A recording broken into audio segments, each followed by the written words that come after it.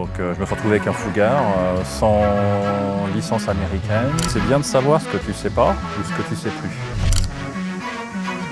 Il est là-bas. Ouais, ah oui, ouh, il arrive bien là, il arrive fort.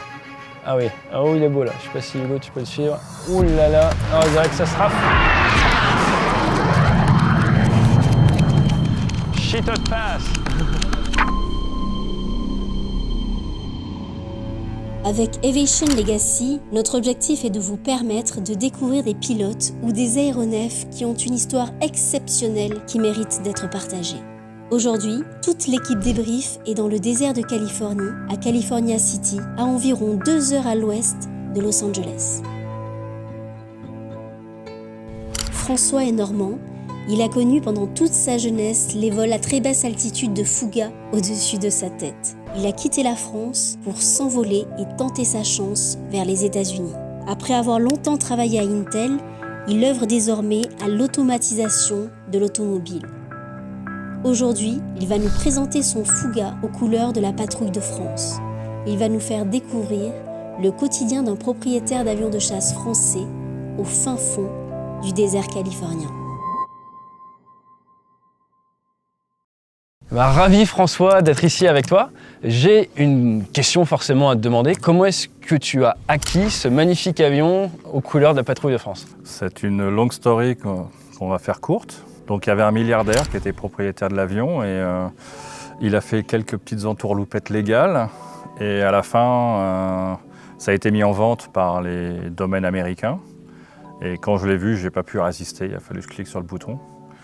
Donc je me suis retrouvé avec un Fougar sans licence américaine, sans savoir quoi faire. La seule chose que j'avais fait, j'avais appelé Fred pour savoir comment le maintenir. Donc si je comprends bien, toi tu viens de l'aviation professionnelle mais il y a plus d'une vingtaine d'années.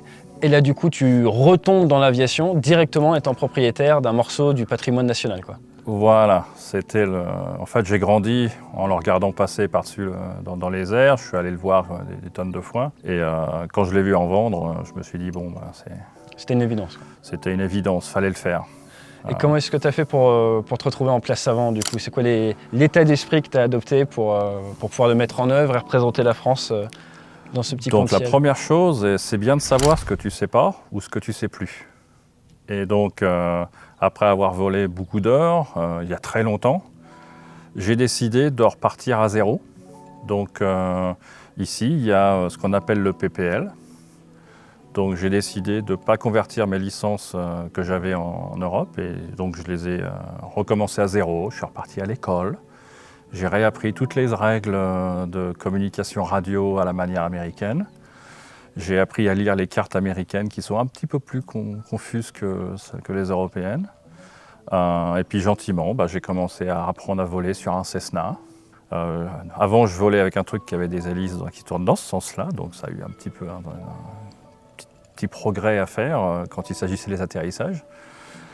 Donc pendant longtemps, j'avais des appréhensions de la transition entre hélicoptère et avion. Par exemple, mettre le nez en avant très près du sol avec un hélicoptère, c'est pas un truc qui vient naturellement. Donc j'avais un instructeur qui est un instructeur, un ancien pilote de F-18 dans la Bay Area à côté de San Francisco. Et donc il m'a retiré toutes ces filles de dire on met le nez en avant, parce qu'avec celui-là, quand tu atterris, il faut mettre le nez sévèrement en avant. Donc on a commencé avec le Cessna, après on a fait du Bonanza, et puis on a commencé à regarder comment il fallait atterrir proprement. Après ça, j'ai refait tous les tests qui sont demandés aux États-Unis. Donc tu as un test avec 50 questions à répondre, c'était très... ça te rend très humble de se comprendre ce que tu ne sais plus. Par exemple, utiliser un VOR, j'avais plus aucune idée de comment utiliser un VOR. Ici, c'est nécessaire pour passer ta licence. Donc j'ai appris à utiliser un VOR, j'ai appris à utiliser tout ce qu'il fallait faire pour pouvoir voler correctement. Et donc le next step, c'est IFR. Parfait, donc pour l'instant du vol à vue avec le Fouga, tu as combien d'heures sur ton Fouga à l'heure actuelle? Donc alors, on a été le chercher celui-là à Chicago, à côté de Chicago avec Fred. Donc on a volé environ une dizaine d'heures pour le ramener. Alors, faut pas me demander combien ça coûte en fuel, c'est pas une bonne idée. Donc on l'a ramené, on a fait des très beaux vols, on a passé par-dessus le Grand Canyon, on a fait des choses phénoménales avec, on s'est fait plaisir en le ramenant. Puis après on a été chercher un autre, un rouge. Là j'ai fait un peu plus d'heures parce que c'était New York-Syracuse, donc c'était vraiment la plus grande diagonale que tu puisses faire aux États-Unis. Donc là ça nous a fait environ 12 heures de vol. Et la différence entre celui-là et le rouge, c'est que le rouge, il a des Mark-Boré 2. Donc ça m'a appris à décoller avec beaucoup moins de force. Ça sent relativement beaucoup. Donc on a ramené celui-là. Puis après ça, je vole relativement souvent avec celui-là. Je ne suis toujours pas type rated pour voler tout seul dessus. Donc pour l'instant, Fred s'assoit derrière moi et s'assure que je casse rien. Donc c'est bien. Et ça, c'est la clé du bonheur. Ça, la clé du bonheur. Mais c'est tout un lifestyle aussi parce que quand tu viens ici le week-end, tu n'habites pas à côté. Donc tu te mets en place pour le week-end, tu dors sur place. Voilà, c'est un état d'esprit en fait. C'est tout à fait un état d'esprit. Et là, c'est Fred qui revient. Avec un MiG-15. Avec un MiG-15. C'est original. Donc c'est un système de vie complètement différent. Si c'est une passion, par exemple, je le couvre à chaque fois que je m'en vais, parce que la peinture, tu peux voir qu'elle est proche de parfaite. Donc je le transforme en Casper. C'est-à-dire que j'ai des grands draps blancs et on le couvre avec des grands draps blancs. Donc ça prend 1 heure, 1 heure et demie à le couvrir, à le découvrir, pour s'assurer que la peinture reste en condition. Et puis après ça, là tu vois le résultat de ce qu'on a fait. On l'a sorti, on a mis les moteurs en route. Il y avait un moteur qui avait un peu de mal et c'était un relais qui était un peu collé. Donc on a tout ouvert, on a changé le relais.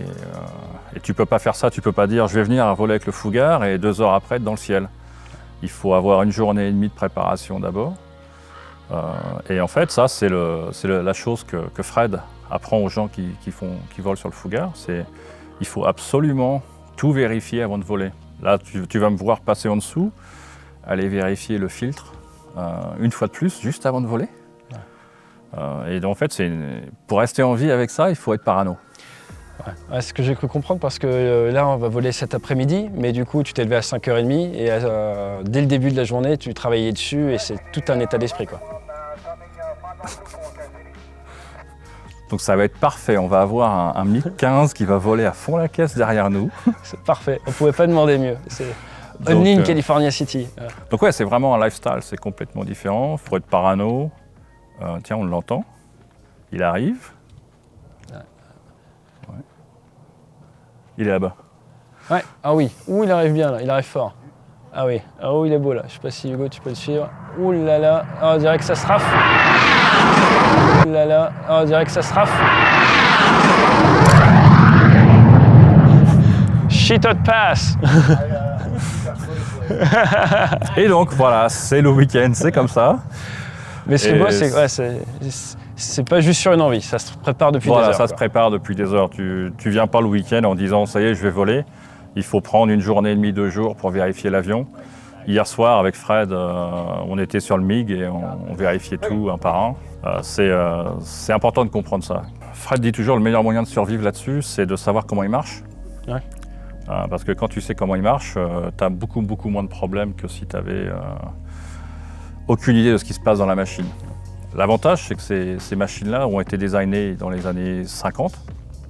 Donc pratiquement toute la technologie intérieure est maintenant accessible à un ingénieur normal comme moi je suis. Tu peux comprendre le fonctionnement des relais, tous les diagrammes, tu peux les comprendre. À l'époque, c'était challenge. Moi, ce qui m'a marqué, c'est qu'en fait, tu reprends d'une certaine manière l'aéronautique, de manière très structurée, très professionnelle, et en fait, tu as un gros beginner mindset, comme on dit en Amérique du Nord, qui est à la fois dans le cockpit, mais au-delà du cockpit, d'un point de vue mécanique, parce que tu essayes de comprendre ton avion à 200%. Voilà. Donc, par exemple, tous les systèmes hydrauliques, je les révise moi-même. Bon, on s'assure qu'il y a un mécanicien professionnel qui est Fred, qui passe derrière, qui vérifie tout ce que j'ai fait, mais j'apprends tous les systèmes un par un pour m'assurer qu'un jour, je vais avoir mes propres ailes tout seul comme un grand sur le Fougar. Et quand je serai dans un aéroport, j'aurai plutôt intérêt à être capable de comprendre comment tout ça marche si j'ai un petit problème, quoi. Donc c'est important. Je pense que pour les plus jeunes qui nous regardent, ça met en avant le côté un peu de la delayed gratification. Ouais. faut savoir être patient et dans un monde où Ça on se prend nos planifie, endorphines rapidement, c'est un peu ça, l'opposé de ça, j'ai envie de dire, que tu marketes dans le ciel de Californie du Sud quand tu fais voler ce morceau d'histoire. Oui, il ne faut pas penser que tu peux faire ce genre de choses. Ça fait 3 ans que je suis dessus. Je ne suis toujours pas certifié pour le Fougère tout seul. Ça va probablement prendre 1 an de plus. Les Américains te demandent d'avoir 1000 heures de vol américaines pour pouvoir faire voler un avion expérimental avec 2 réacteurs.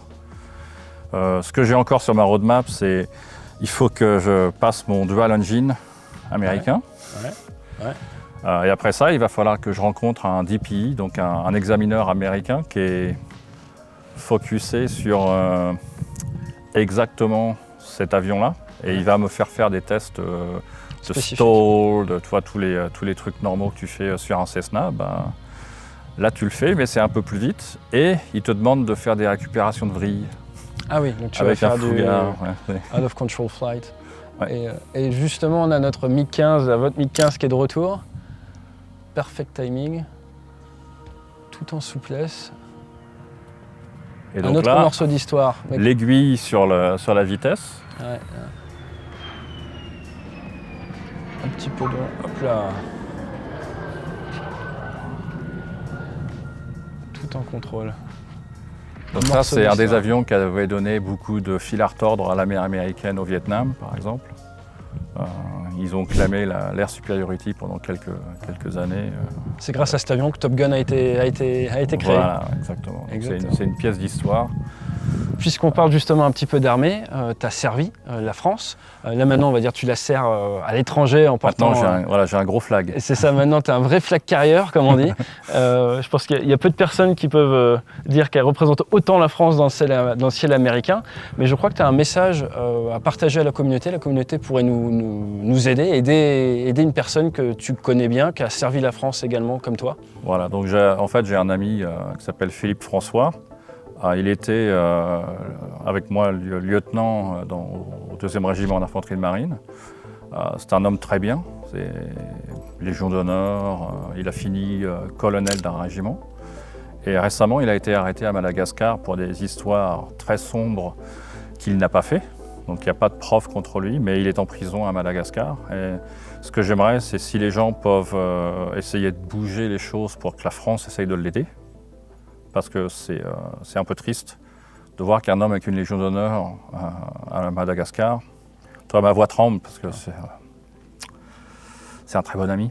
Donc j'aimerais bien que les gens se remuent un petit peu pour essayer de l'aider.